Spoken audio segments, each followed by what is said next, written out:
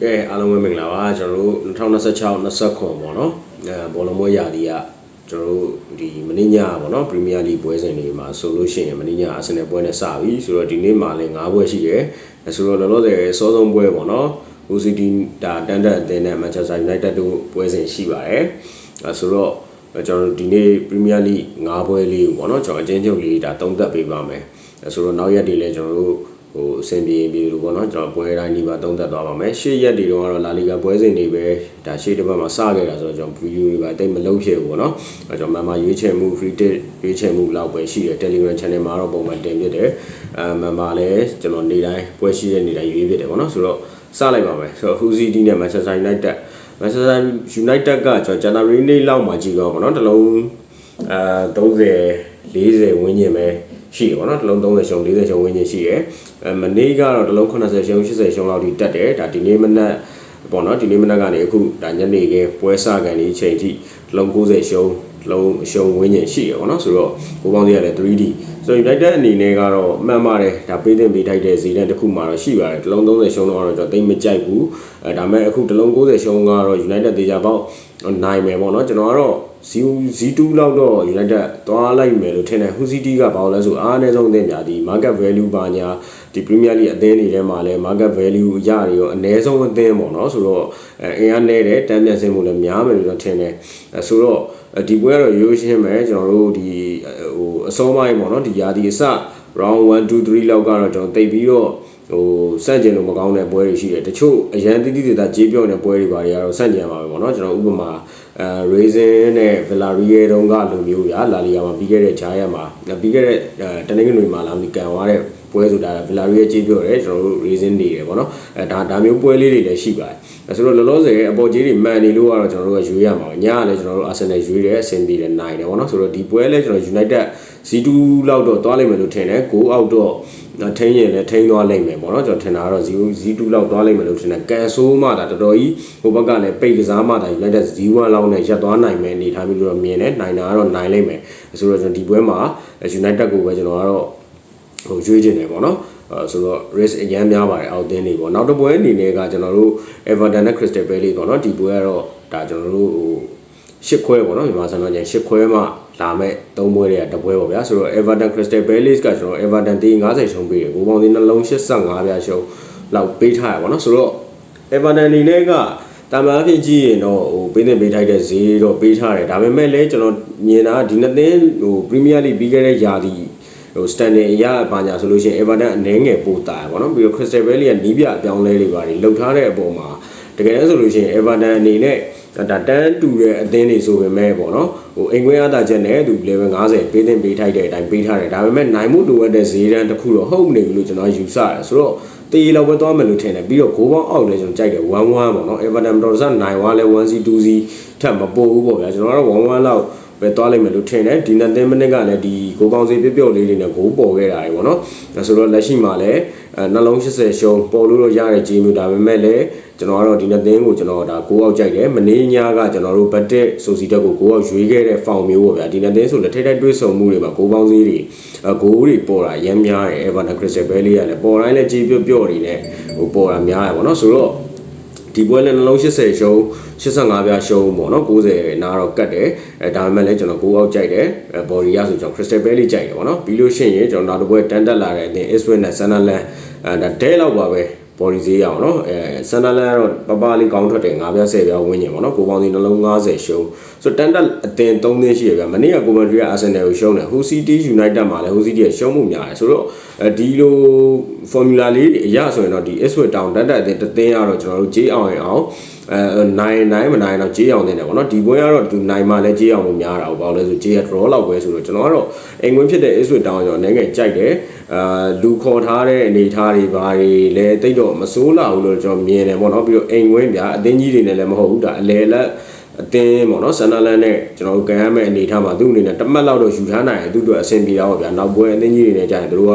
တုံတန်ရုံမှုတိတ်မလွယ်ဘူးပေါ့နော်ပြီးတော့ Ipswich Town ကျွန်တော်တို့ရှေ့ဟိုတရားဒီမှာတန်းတက်လာတော့လည်းကျွန်တော်တတိထားမိပါတယ်အိမ်ဝင်းဆိုလို့ရှိရင်ကတော့မစိုးဘူးပေါ့နော်ဆိုတော့တရေတော့ခံကန်နိုင်စွမ်းရှိမယ်လို့တော့ကျွန်တော်ထင်တယ်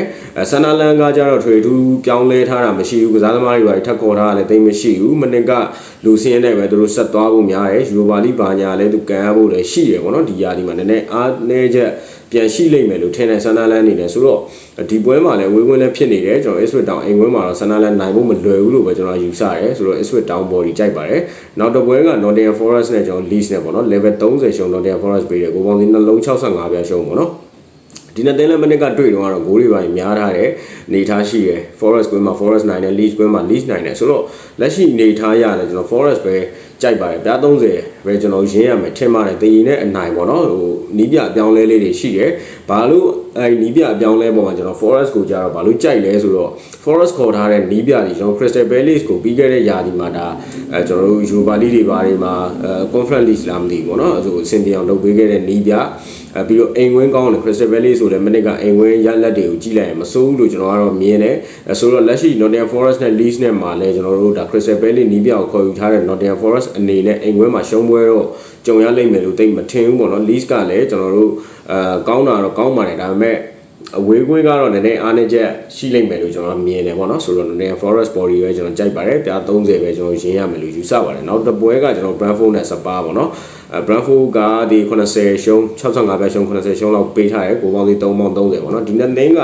မနစ်က sorry မနစ်ကပေါ့နော်ဒါဟို Brentford ကွင်းမှာတွေးတဲ့အချိန်မှာ level 40ရှုံးမှ Brentford ကပေးခဲ့တယ်ပေါ့နော်ကိုပေါင်းစီ3ပေါင်း80 90ဝန်းကျင်နဲ့ဇီဇီကန်သွားတယ်ဒါတော့မနစ်ကစပါးတော်တော်တိုင်ပတ်နေတာတော့ Brentford လို့အိမ်ဝင်းရလက်အရန်ကောင်းနေတဲ့အချိန်မှာမနိုင်ရဘူးပေါ့နော်ဆိုတော့ဒီနှစ်စပါးလူခေါ်ထားတဲ့ပုံစံလေးတွေမနစ်ကဒီယာဒီကုန်ကန်ဒီလောက်ရဲရပါကျွန်တော်တန်းစင်းဆုံးရုံးနေရတဲ့အချိန်မှာစပါးရဲ့ဒီနီးပြဟိုဟာနဲ့ပေါ့နော်ဒီဇာဗီနဲ့ထင်တယ်ကျွန်တော်တို့ဟိုနည်းနည်းလေးဖောင်မိနေတာကိုကျွန်တော်တို့တွေ့ရတာပေါ့နော်ယာတီကုန်ကန်ဒီလေးမှာလည်းတို့ရသလောက်တော့ဒါတန်မစင်းရအောင်တော့ရုံးကန်သွားတာလေးတွေကျွန်တော်တို့အားရစရာတော့ရှိပါတယ်ဆိုတော့ဒီယာတီမှာလည်းကျွန်တော်စပါးကိုတော့နည်းနည်းစောင့်ကြည့်ခြင်းနဲ့ Brentford အိမ်ဝင်ကောင်းတယ်ဆိုပေမဲ့လည်းကျွန်တော်ကတော့အလုံးလုံးတေးလောက်ပဲထင်တယ်ကြေးရလည်းမှန်တော့မှန်ပါတယ်တကယ်ဆိုလို့ရှိရင်ဒါပေမဲ့ကျွန်တော်စပါးကိုဒီယာတီမှာကျွန်တော်ကပြီးခဲ့တဲ့နေရာဒီလုံးမှာစပါးဒီတန်းစင်လုံးရုံခဲ့ရတဲ့အနေအထားတွေပဲပေါ့နော်ကျွန်တော်တို့တိတ်အဆင်မပြေတာတွေတွေ့ရတယ်ဆိုတော့ဒီပွဲစဉ်မှာတော့ဒီယာဒီပေါ့နော်ဒီယာဒီမှာတော့ဒီလိုပွဲစဉ်တွေကစပြီးစပါးအနေနဲ့ရုံပြလိမ့်မယ်လို့တော့ထင်တယ်တန်းစင်လုံးရုံရလောက်မဲ့အနေအထားမျိုးလို့တော့ကျွန်တော်မထင်ဘူးပြီးတော့ဒီဇာဗီရဲ့လုံးနိုင်ဆိုတော့ကျွန်တော်တို့နည်းနည်းလေးစောင့်ကြည့်နေတယ်ပေါ့နော်ကစားသမားတွေလည်းသူခေါ်ထားတာလေးပါလေးလည်းသူအဆင်ပြေတဲ့လောက်တော့ပြေတယ် injury player တွေတော့အရန်များနေတယ်ပေါ့နော်အရန်များနေအဲ့တစ်ချက်တော့ရှိတယ်အဲ့ဒါကြောင့်လည်း Brentford က65ပြား80လောက်ထိပေးထားတယ်ပြီးတော့ပြီးခဲ့တဲ့ရာသီမှာဇီဇီကန်ထားတယ် Brentford အိမ်ပွဲမှာ3ပေါင်း80 90ပေးခဲ့တဲ့နတ်သင်းကလက်ရှိဒီရာသီပေါ့နော်ဒါအဖွင့်ပွဲစဉ်မှာ3ပေါင်း30ထိပေးထားတဲ့ပုံစံရဆိုနှစ်ဖက်သွင်းကိုတေချာပေါက်ရလာမဲ့တဘောမှရှိတယ်ကျွန်တော်တို့1-1မှာရက်သွားမှတခုပဲကြောက်ရတယ်2-1-2-23-2-2-3ဘာညာပေါ့နော်ဆိုတော့ကျွန်တော်ကတော့အဲ့လိုလေးမြင်တယ်2-2လောက်ကတော့ဖြစ်နိုင်ရင်အများဆုံးလို့မြင်တယ်ဗျဆိုတော့စပါးပေါ်ကြီးနဲ့ဂိုးပေါင်းအပေါ်ဆိုလို့ရှိရင်ဒီပွဲကတော့ကျွန်တော်တို့အဆင်ပြေလိမ့်မယ်လို့ကျွန်တော်ထင်တယ်ကျွန်တော်အကြိုက်လေးရအဲ့ဒါပဲပေါ့နော်ဆိုတော့ကျွန်တော်ဒီနေ့ Premier League 5ပွဲမှာကျွန်တော်အစောဆုံးပွဲ Hull City နဲ့ကျွန်တော် Manchester United ကတော့ကျွန်တော် United body ပဲကြိုက်ပါတယ်ပြီးလို့ရှိရင် Everton နဲ့ Crystal Palace ရဲ့ကျွန်တော် Crystal Palace body ကြိုက်တယ်ဂိုးပေါင်းအောက်ကိုအဓိကပိုကြိုက်တယ်ပြီး Ipswich Town နဲ့ကျွန်တော် Sunderland ကတော့ကျွန်တော် Ipswich Town ပေါ့နော်တန်တက်အသင်း body ကိုကြိုက်ပါတယ် Nottingham Forest နဲ့ Leeds မှာကျွန်တော် Nottingham Forest body ကိုကြိုက်ပါတယ်ပြီးလို့ရှိရင်နောက်ဆုံး Brentford နဲ့ Spurs ကတော့ကျွန်တော် Spurs body နဲ့ဂိုးပေါင်းအပေါ်ဆိုပြီးနှစ်ကွက်လုံးကြိုက်ပါတယ်ဗောနော်ဆိုတော့အကြိုက်တူတဲ့ပွဲလေးရှင်ဆော့ပါကျွန်တော်ရဲ့အကြိုက်ဆုံးပွဲတွေပါညာလိုချင်တော့ကျွန်တော်မန်မာရွေးချယ်မှုရှိပါမယ်ဒီနေ့ဆိုလည်းဒါကျွန်တော်ရှေ့ရက်ဒီပွဲနေတော့ကတော့တပွဲနှစ်ပွဲလေးတွေဗောနော်ရွေးနေရမင်းညဆိုလည်းကျွန်တော်နှစ်ပွဲရွေးတယ်ဆိုတော့ဒီနေ့ညကတော့ပွဲနေမြောက်ကျွန်တော်နှစ်ပွဲလည်းဖြစ်မယ်သုံးပွဲလည်းဖြစ်မယ်ဗောနော်ဒီဆော့ဆုံးပွဲမှန်ပွဲကတော့ကျွန်တော်ရှောင်းပါတယ်ဒါ free day အနေနဲ့ပဲဒီဗီဒီယိုမှာပေးချင်တာဗောနော်မှန်ယူကတော့ဒါမဲ့ကျွန်တော်အစောပွဲလည်းဖြစ်နေတယ်မင်းညလည်းအာဆင်နယ်အောင်လာတော့ United ကိုတော့ကျွန်တော်နည်းနည်းလေးစောင့်ကြည့်ခြင်းတယ်ဗောနော်ဆိုတော့ brother ကိုလည်းအကြိုက်တူတယ်ဆိုရင်တော့နည်းနည်းထိန်းဆော့စေခြင်းတယ်ဗောနော် United ကတော့ဆိုတော့ဒီလောက်ပါပဲကျွန်တော်မန်မာဘာညာဆက်သွယ်ခြင်းကျွန်တော်ရဲ့98199688 Viber Telegram နံပါတ်မှာနားရောက်စုံစမ်းမေးမြန်းလို့ရပါတယ်ကျွန်တော်လောလောဆယ်မန်မာ9ရက်ထွက်ပြီး9ရက်လုံးကတော့ဇက်တိုက်နိုင်ထားရပါတော့ကျွန်တော်ရှုံးတဲ့ပွဲလုံးဝမရှိသေးဘူးကျွန်တော်ဇက်တိုက်အဆင်ပြေနေသေးတယ်ပေါ့နော်ဆိုတော့ဒီနေ့မှလည်းအဆင်ပြေမယ်လို့ပြောလဲပါတယ်ကျန်တဲ့စပိန်လာလီဂါနဲ့စီးရီးပွဲစဉ်တွေကတော့ကျွန်တော်ဗီဒီယို ဟိုအချိန်ရလို့ရှိရင်လည်းဆက်လုပ်ပြီးတင်ပေးပါတော့မရရင်လည်းကျွန်တော်မတင်ပေးပြတော့ပါဘူးကျွန်တော်နောက်ရက်တွေတော့အကုန်လုံးစုံအောင်တော့တက်နိုင်မြလုပ်ပေးပါမယ်ပွဲများတဲ့နေ့တွေဆိုတော့ကျွန်တော်လည်းနည်းနည်းအလုံးများရပါတော့စဉ်းစားရတာဘာညာအချိန်ရမ်းပေးရလို့ပါဆိုတော့အားလုံးပဲကျေးဇူးများကြီးတင်ပါတယ်ကျွန်တော်တို့ Premier League ပွဲစဉ်တွေနဲ့ဒါအကြိုက်တူတာလေးတွေရွေးဆော်ပြီးဆင်ပြေကြပါစေလို့ကျွန်တော်ဆုတောင်းပေးလိုက်ပါတယ်ဗျ